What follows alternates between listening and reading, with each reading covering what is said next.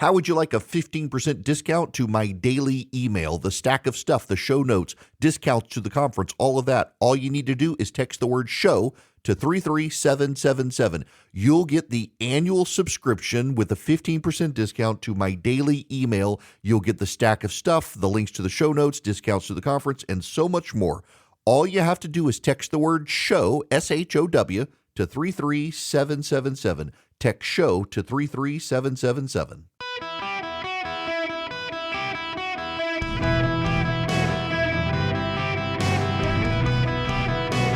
Welcome to the Eric Erickson Show podcast, Hour 1. My fellow Americans, is it not wild to you all that we are boldly going where no man has gone before, to the furthest orbit around the moon? We've ever gone further out into space as a people than we've ever been. What an amazing time to be alive. Welcome, it's Eric Erickson here. We will get to that. I got audio I got to play for you guys. In fact, I told Philip, stop, don't send the show notes. Don't send the show notes. You gotta put this clip in. I'm going to play it on air. It's just noise, and we've all got to listen to it together, and I want you to have it. If you text Eric to 33777, you'll be able to get his most amazing video taken by a CNN reporter of that rocket, Artemis 2. Taking off. We will get there at the top of the second hour. We have a lot to cover today. We're also going to treat today as an open line Friday because tomorrow is Good Friday, and we always do our special show on Good Friday. You're going to want to be here tomorrow for it. I'll have Bishop Barron, the Catholic Church. I will have Doug Wilson. I will have Matt Smethers as well joining me on the program tomorrow. We had to all record the calls, thanks to them working around Holy Week with me to be able to make it happen. We will have that tomorrow. Today, we've got to talk about the president's speech first. And here's the way I want to do this hour. I want to spend this half hour on the president's speech and what he said, and the next half hour on the response to the president's speech and how many people in the media just seem to be rooting for Iran on this. Let's begin, though, with what the president actually said. Let me give you my take on the president's speech. It was not a great speech, but it was a necessary speech. He's not good at speech delivery off a teleprompter. He never has been.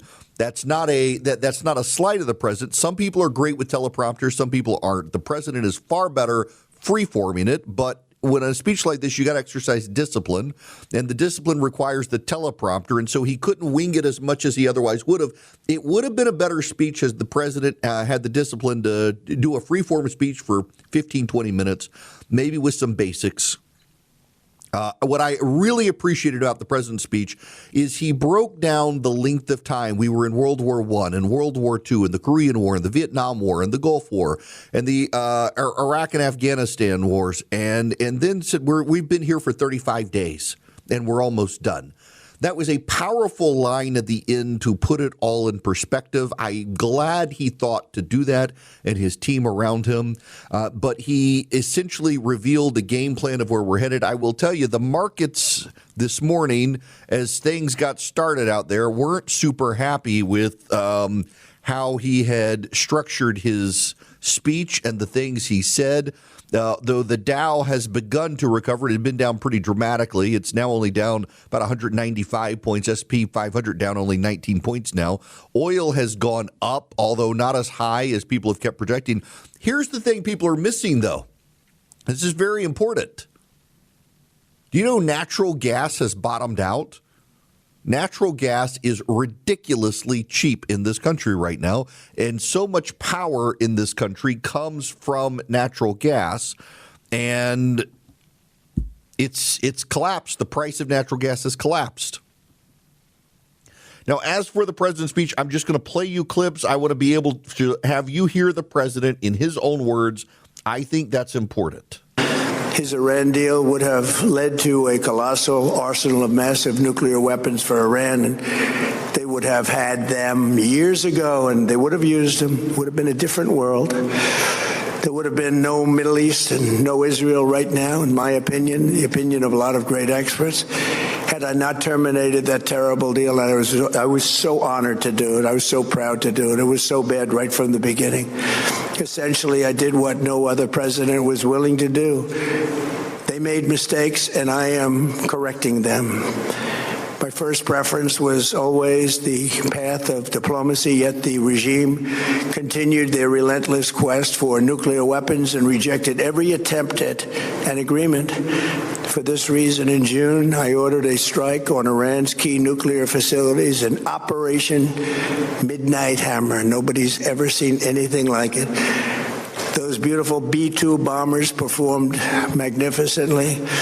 We totally obliterated those nuclear sites. The regime then sought to rebuild their nuclear program at a totally different location, making clear they had no intention of abandoning their pursuit of nuclear weapons. They were also rapidly building a vast stockpile of conventional ballistic missiles and would soon have had missiles that could reach the American homeland, Europe, and virtually any other place on Earth. Iran's strategy was so obvious.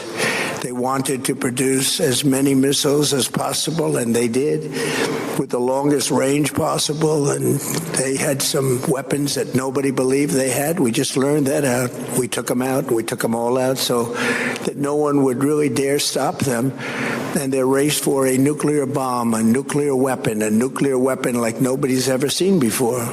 They were right at the doorstep. For years, everyone has said that Iran cannot have nuclear weapons, but in the end, those are just words if you're not willing to take action when the time comes. As I stated in my announcement of Operation Epic Fury, our objectives are very simple and clear. We are systematically dismantling the regime's ability to threaten America or project power outside of their borders. That means eliminating Iran's Navy, which is now absolutely destroyed, hurting their Air Force and their missile program at levels never seen before, and annihilating their defense industrial base. We've done all of it. Their Navy is gone. Their Air Force is gone. Their missiles are just about used up or beaten. Taken together, these actions will cripple Iran military, crush their ability to support terrorist proxies, and deny them the ability to build a nuclear bomb. Our armed forces have been extraordinary. There's never been anything like it militarily. Everyone is talking about it, and tonight I'm pleased to say that these core strategic objectives are nearing completion. So they're nearing completion. They're not complete. Him building the case for this and getting rid of Barack Obama's plan.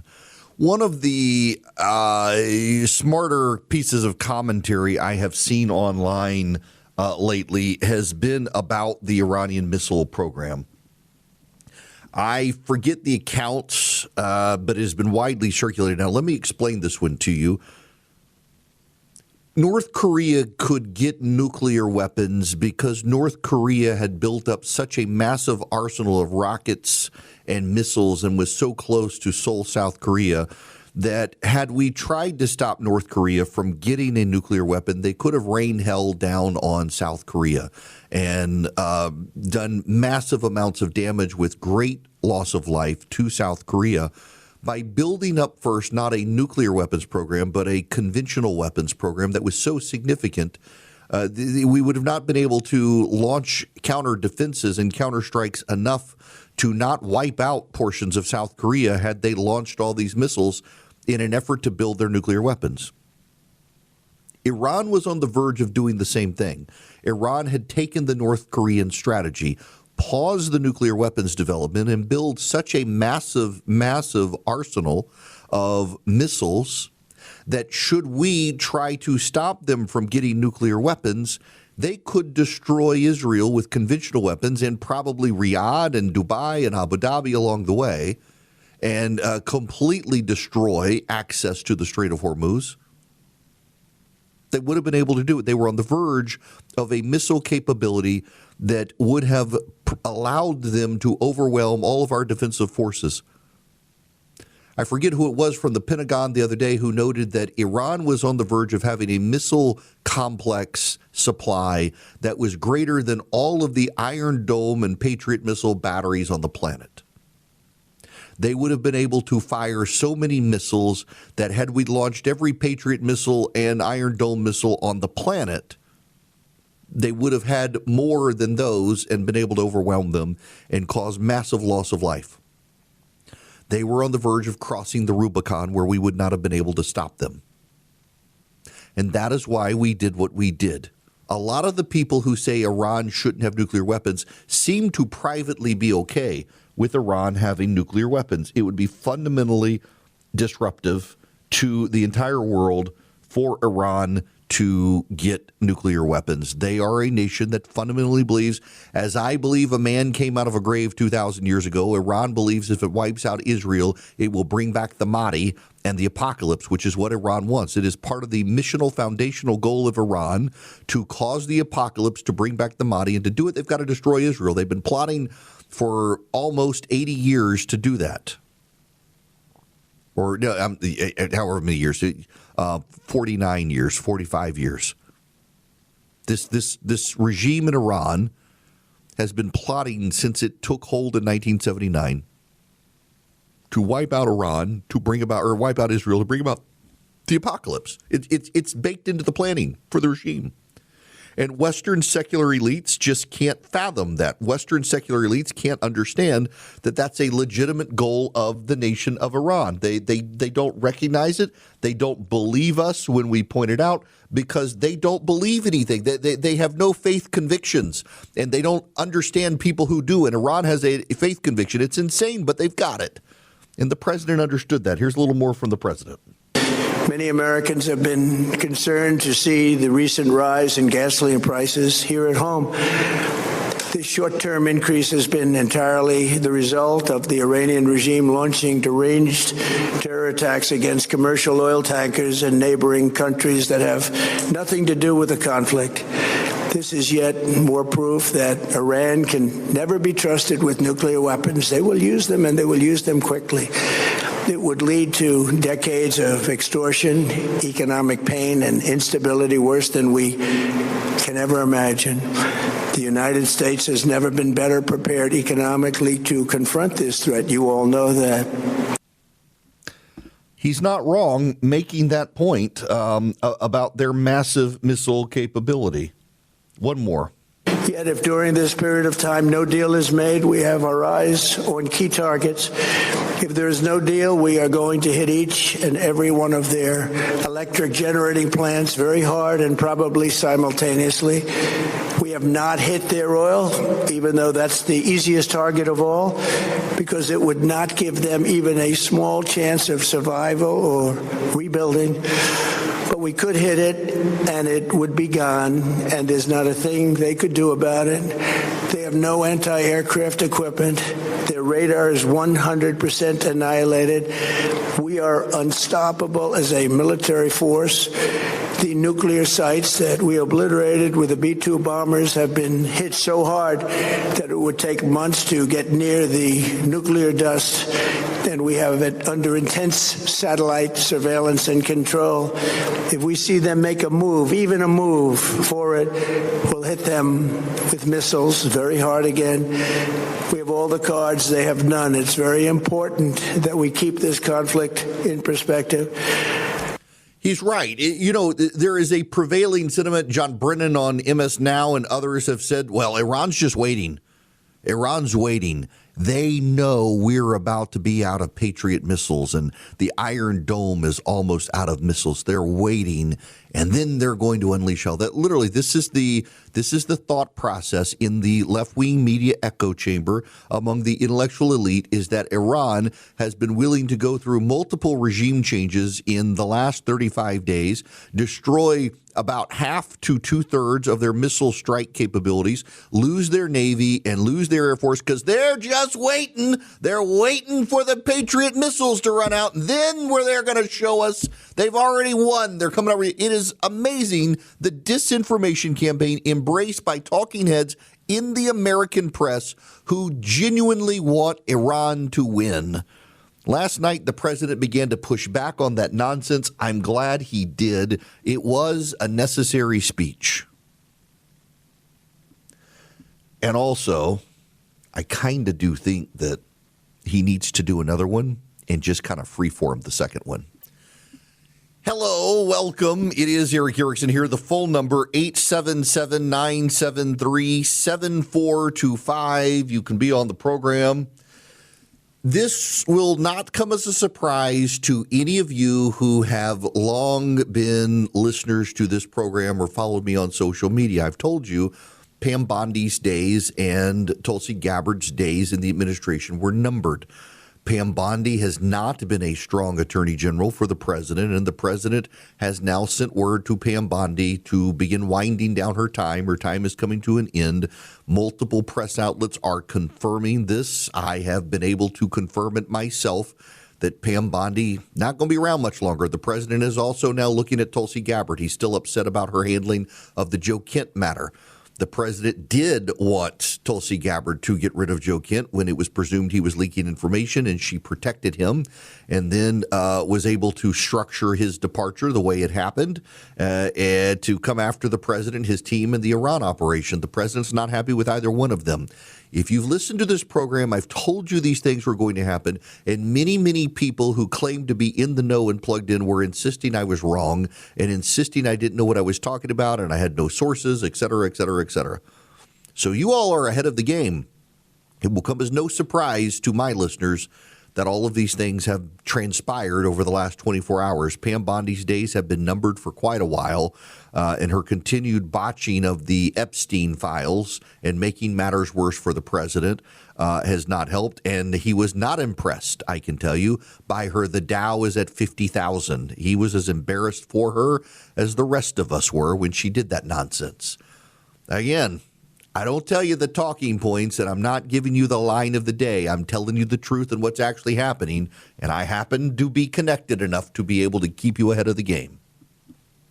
Now, we can move on to other things. When we come back, the reaction to the president's speech from so many people. First, let me tell you about Vision Computers. Y'all, I was putting together the interviews and stuff last night for my Good Friday show, and my son had computer issues of his making. God bless him. And he was able to call Vision Computers. I did not have to be tech support. I was not even home. I was at the office putting everything together for the Good Friday show tomorrow. Thank you, Vision Computers, for yet again saving the day. You can do the same thing. Call them at 404-COMPUTER. Go to visioncomputers.com. Vision Computers can take care of you. They can take care of your whole office. You get an actual human being to talk to. You get a phone number. You can call them 15 seconds or less. You get an actual human being on the phone, and it's fantastic. It works great. Visioncomputers.com or 404-COMPUTE.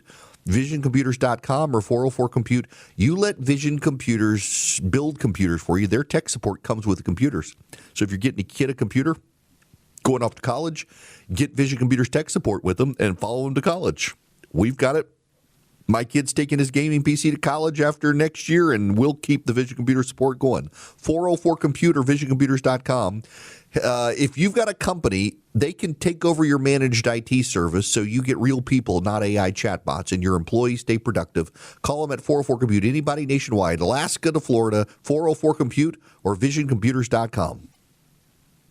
So, programming note for you tomorrow, the Good Friday show. On Monday, I'm going to be joined by John Deloney, the author, works with Dave Ramsey. He's got a book. First book I ever read cover to cover by audio book. I still feel like I'm cheating, but I got the hardcover, Building a Non-Anxious Life. It is a great book, and I listened to it back and forth going to Atlanta and traveling. I was like, I really need to get him on the show because he's actually got a degree in this stuff, and I don't. So he'll be with me on Monday, John Deloney. Now, I got to tell you about Old Glory Bank, my bank. Old Glory Bank could be your bank. Let me talk about it. I've talked about veterans and first responders and businesses. Can I talk about your kids for a minute? Because we've gone through this with my kids of trying to find a bank for them because they get cash, they get checks from grandparents and stuff. And where do you put it? And I don't want to put it in my account. Old Glory Bank makes it real easy. You get a custodial account for your kid, and they can take charge of it with the app. They learn about they've got a great debit card. It can be turned off on the app if you lose it. They can deposit cash at 88,000 retail locations around the country with a QR code. They figure it all out. They've got budgeting tools and bill pay tools. Old Glory Bank really makes banking easy. I've got a no-fee checking and no-fee savings account with them. And if you're a business as well, they're very hands-on. Check them out at oldglorybank.com/Eric. Oldglorybank.com/Eric. oldglorybank.com/ERICK. They do mortgages, they do CDs. They're a full-service bank, but they're online. They've still figured out a way for you to be able to deposit cash and checks, and you get money, and it's a great bank. I've enjoyed using them, and if you're a veteran, first responder, active duty military, they'll really take care of you. Very hands-on with business as well.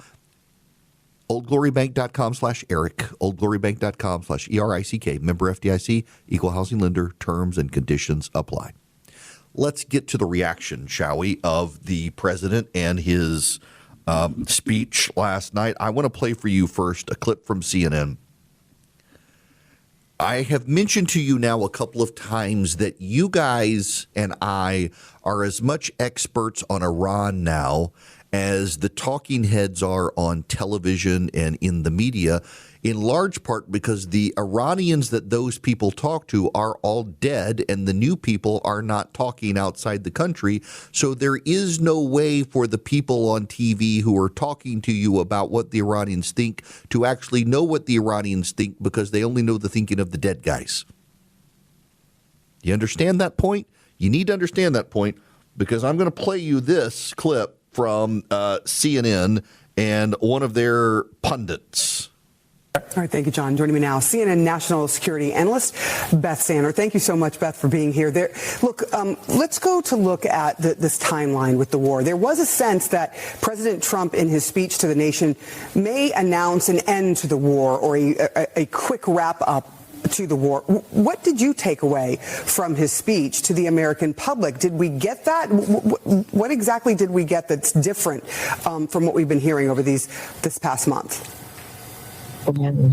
We didn't get a whole lot that was different. I think Jeff covered that very well. And I just want to point out one little irony that I'm not sure all Americans get. But this phrase of bombing back to the Stone Ages was actually this infamous phrase used about the Vietnam War. And I find that just really, really ironic that he's trying to make this point that this is not going to be like that.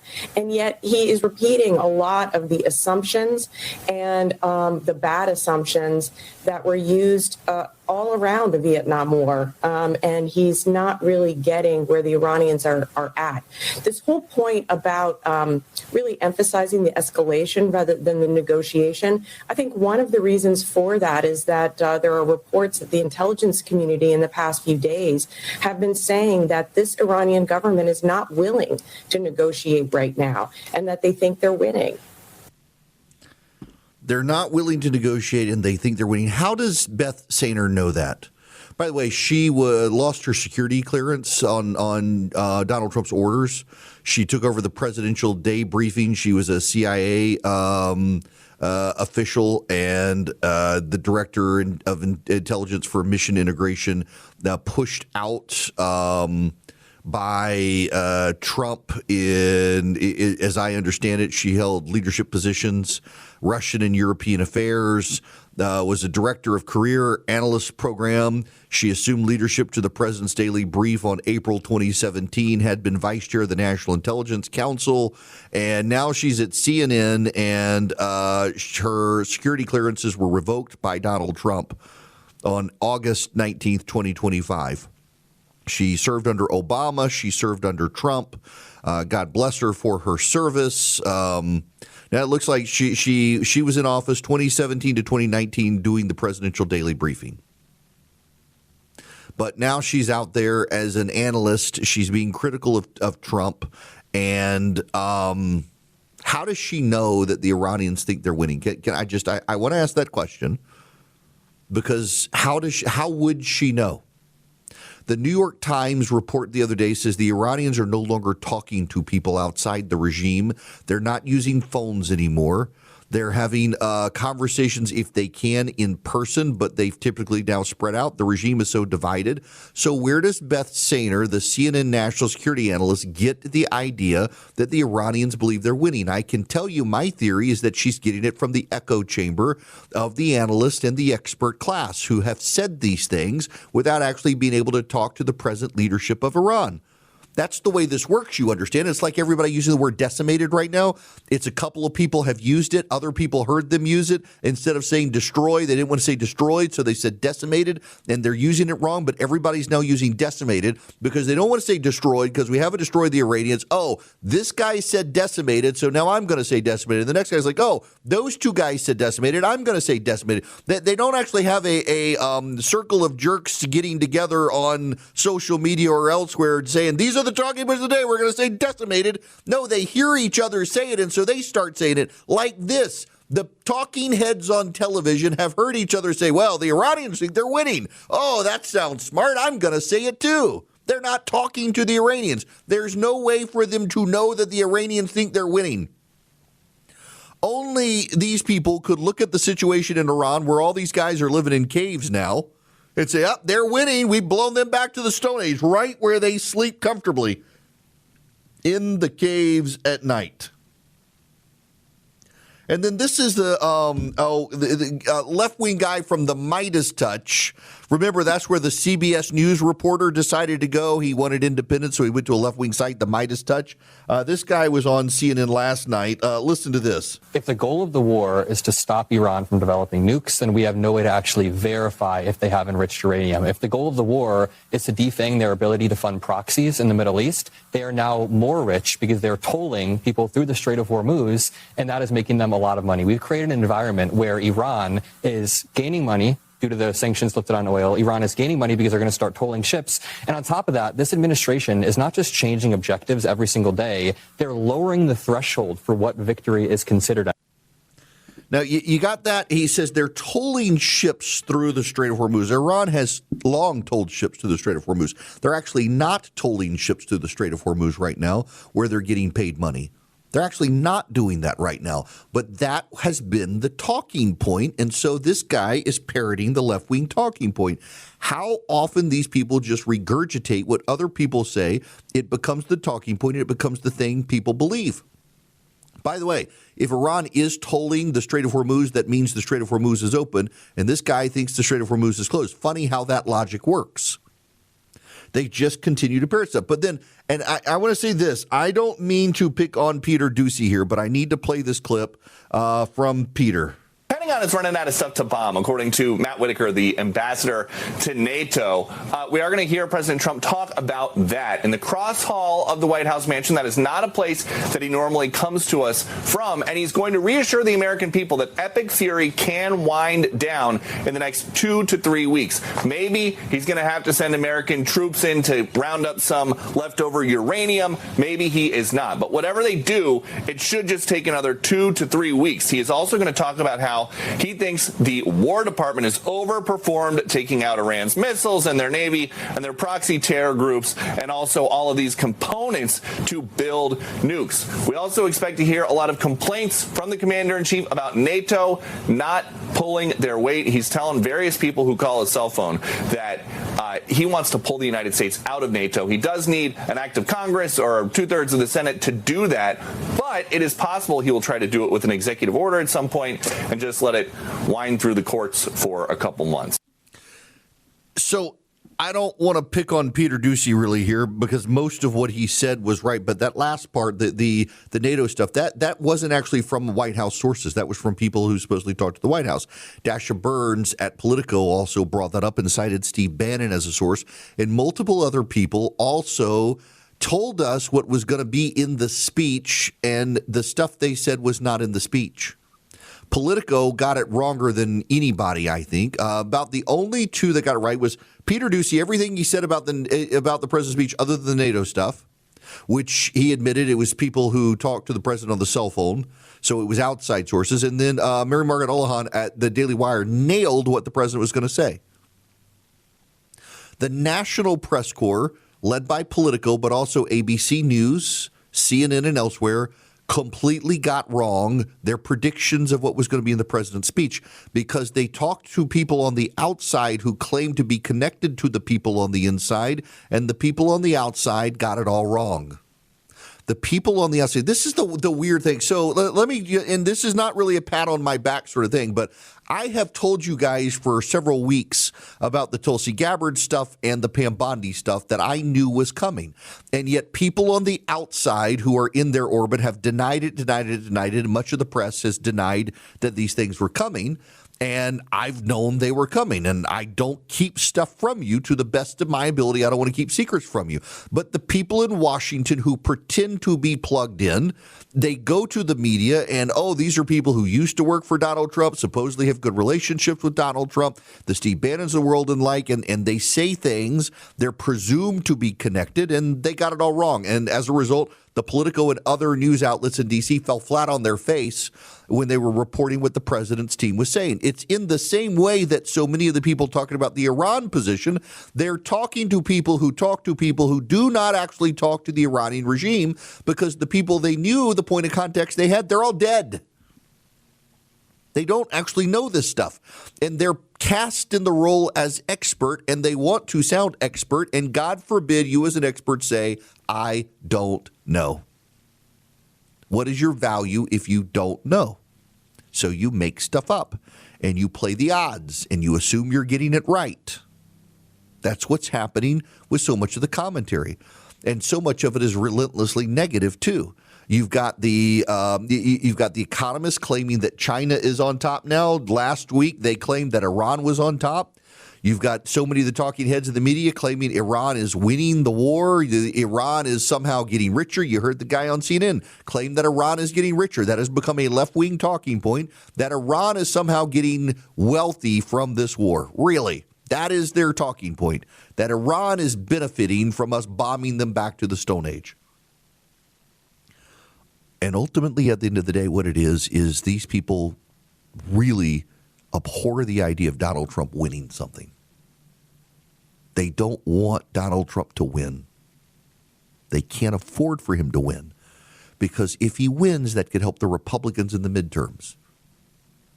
They would rather sacrifice their integrity and the national security of the United States than have Donald Trump win. You got to understand this point. Many of the journalists in America, many of the experts in America, many of the talking heads in America, they actually believe that Donald Trump is a bigger threat to the United States than Iran. The Iranians have been killing Americans for over 40 years. 1 in 6 deaths of Americans in Iraq and Afghanistan were at the hands of the Iranian proxies funded by Iran. But the press corps, the pundit class, believe that Donald Trump is a bigger threat to the United States than Iran. So they are actively, and in some cases passively, rooting for Iran to win this war in order to hurt Donald Trump. They believe if Donald Trump wins the war, his polling rebounds, and that helps Republicans, and that would be bad for the country. They would rather Iran win this war and continue killing Americans and maybe get nuclear weapons, because at the end of the day, they actually think if Iran gets nuclear weapons, we can't bully them and we're a bully, and they think we're bad. They're rooting for Iran to win this thing. They're rooting for Iran to get nuclear weapons. They can't say that openly, but you can hear it in the way they cover it. They simply cannot afford for Donald Trump to win this thing, and they will be ruthlessly negative, ruthlessly cover this on behalf of the Iranians, and cheer on Iran in their coverage because they think America has failed by getting Donald Trump in office. They'd rather side with the mullahs than with the Americans. Hello, welcome. It is Eric Erickson here, 877-973-7425. Should you wish to be on the program, we'll kind of treat today like an open line Friday when we head into the next hour, and as we move beyond the president's speech and head to the moon. This hour of the program is brought to you by Van Allen Golf.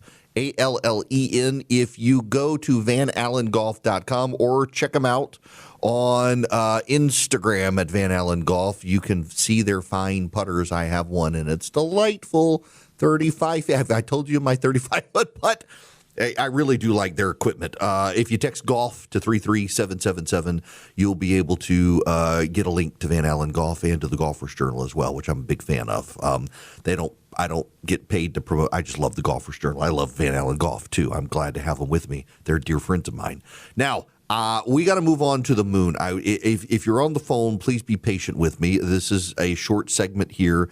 And when we come back, we watched something impressive yesterday. But I got to tell you, I saw the Challenger live as a kid. I was in Dubai when it happened, and it was live on the news. And I remember my parents were asleep. If I recall right, my parents, I think, were asleep because it happened. It was nighttime there, and I had to go in and wake them up and tell them this thing just blew up. And I didn't know there was a teacher. My mom knew immediately. So I don't know. I think if you were Gen Z or Gen X, rather, if you grew up Gen X, you had that sucker on a delay yesterday because you weren't about, because I had anxiety all day yesterday. Please, God, let this go off well and don't let my kids watch it live. I didn't want to say anything, try to be the optimist for you guys, but I was like, I've seen this movie before. Thank God it went well, and they are out into the heavens today. They are further away from this planet than anyone has been since 1972, and picking up speed to slingshot around the Earth and head to a point in space where by the time they get there, the moon should be. Remarkable stuff. We'll talk about that. I'll take your phone calls when we come back. First, let me tell you about my Perfectly Snug mattress topper. You can get one at perfectlysnug.com/Eric. It's like an air conditioner for your bed. In fact, I got hot last night. I had turned it off, didn't realize it, and it got hot last night. And I was able to turn that sucker on, and it cooled down the bed perfectly. You can also use it to warm up your bed. It heats and it cools. It's like an air conditioner for your bed. And you can have it turn on automatically. Mine didn't turn on automatically because I was out of the house until like 1 o'clock this morning. And nonetheless, otherwise, it regulates your body temperature while you sleep. They're fantastic. Perfectlysnug.com/Eric. You save like $280 on it. Even Oprah Winfrey likes this thing. Just gave them an award. Perfectlysnug.com/Eric. Listen, there are like a couple $1,000 ones that you can buy out there. It's insane. They use water. They can leak. They have all sorts of issues. They make a lot of noise. The Perfectly Snug mattress topper, it's quiet, it cools, it heats, it works. You can regulate it from your Android or iPhone. It just works. Perfectlysnug.com/Eric. Perfectlysnug.com/Eric. Save up to $280 right now.